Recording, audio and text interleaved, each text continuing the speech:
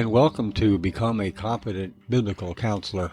I'm Dr. Dave Jones, and today's episode is entitled Count It All Joy, and it's found in James chapter 1 and verse 1, where James writes, Dear brothers and sisters, when troubles of any kind come your way, consider it an opportunity for great joy, for you know that when your faith is tested, your endurance has a chance to grow. So let it grow, for when your endurance is fully developed, you will be perfect and complete, needing nothing. When you first read this verse, or these verses, I should say, they become almost extremely difficult to comprehend, and how you can count it all joy when you're falling into various trials and tribulations. That just doesn't make sense to your counselee. You're going to have people calling you that are really having a rough time. And if you use immediately this verse to help them, it's not going to work.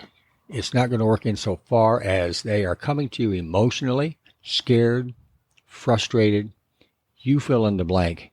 But if you tell them, well, this is what you've got to do, and you're just going to have to be happy with what's happening to you, that is just not offering hope and encouragement to somebody who is really going through a difficult time.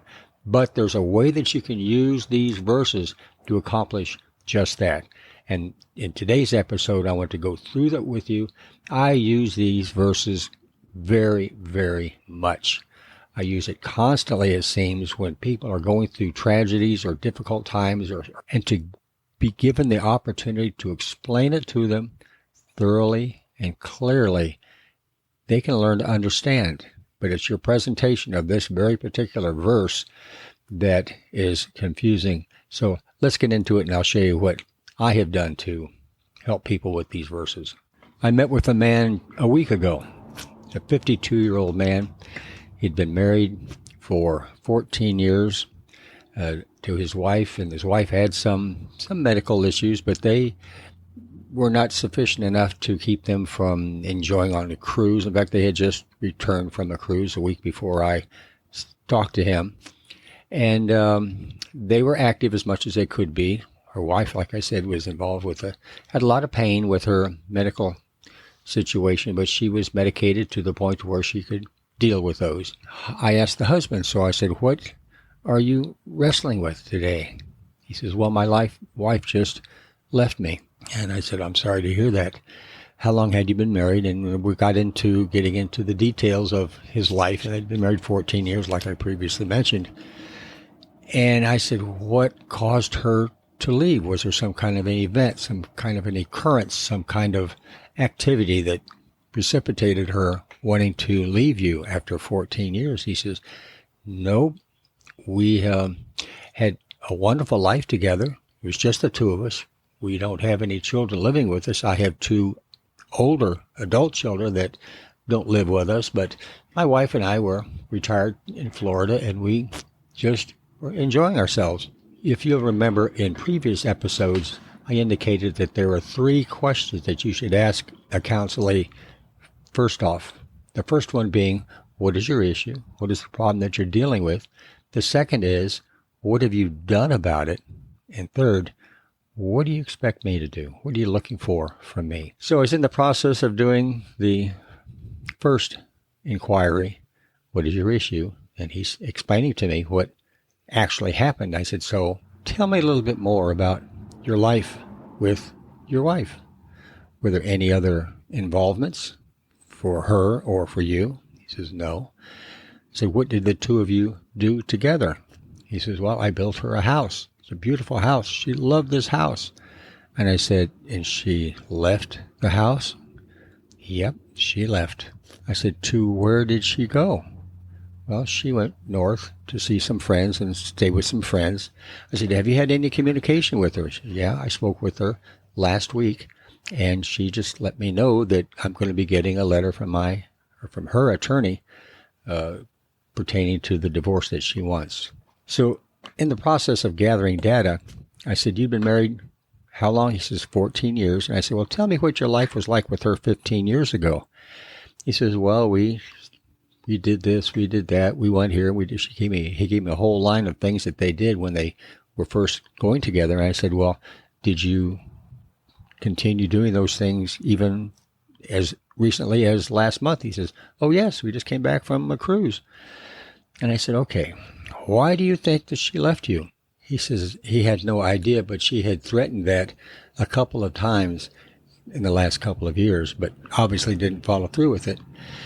And he said, even though she loved the house that we built together, she was more interested in my inheritance than she was in that house. He said further, he says, if she wanted that house, if she wanted out of the marriage and wanted that house, I would be glad to sign it over to her.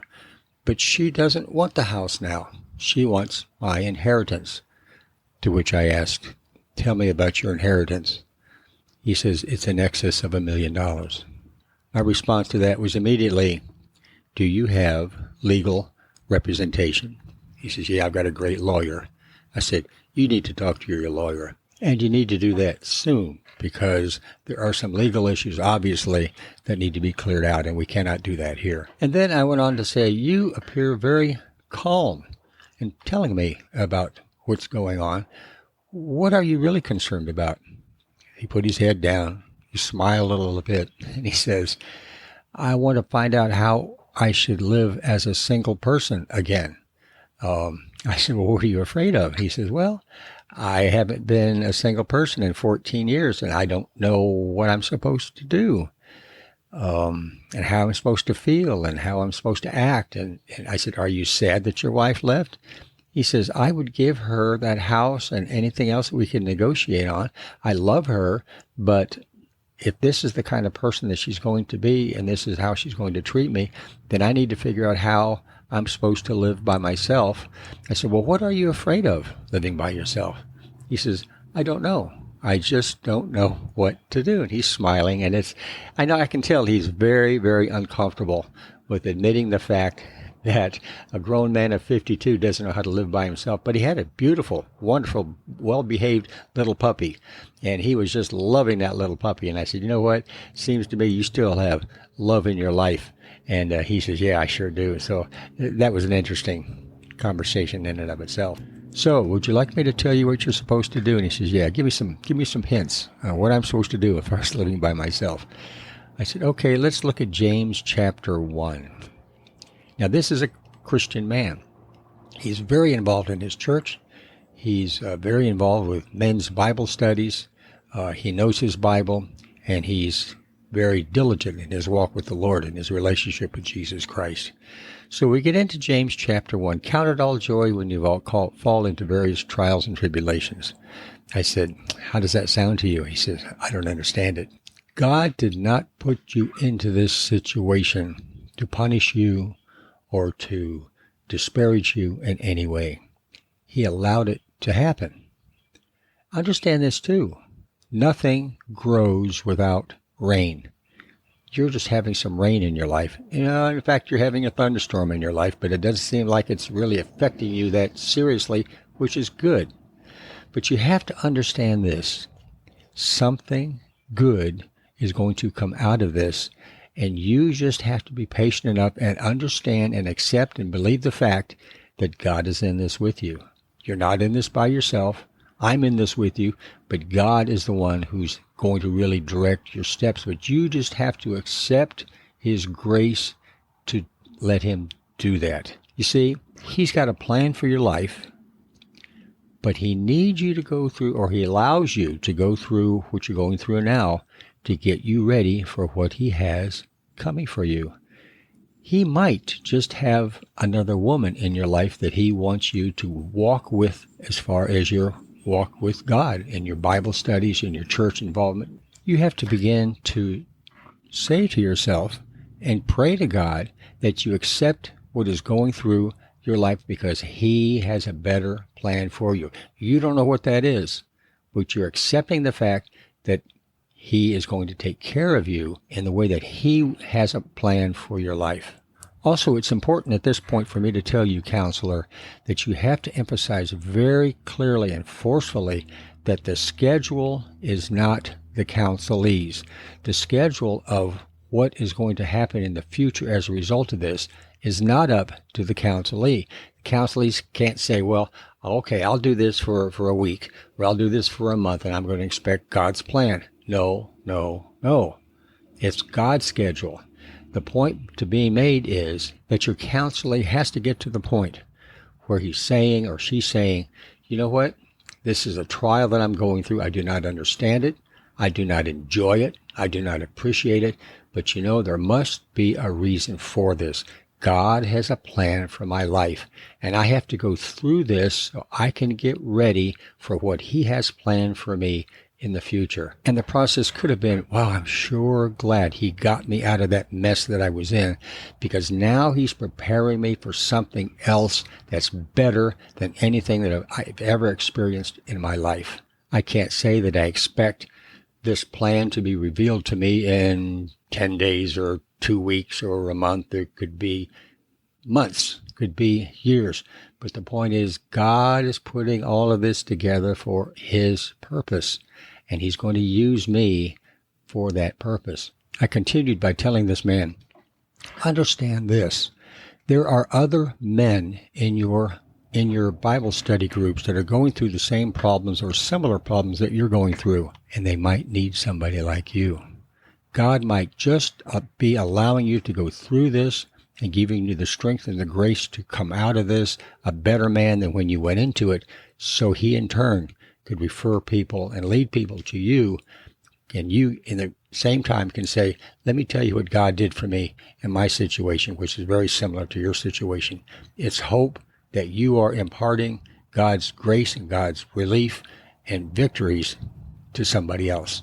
That's something that could very well be what God is doing. And He looked at me and He smiled. He says, you really think I could be used like that?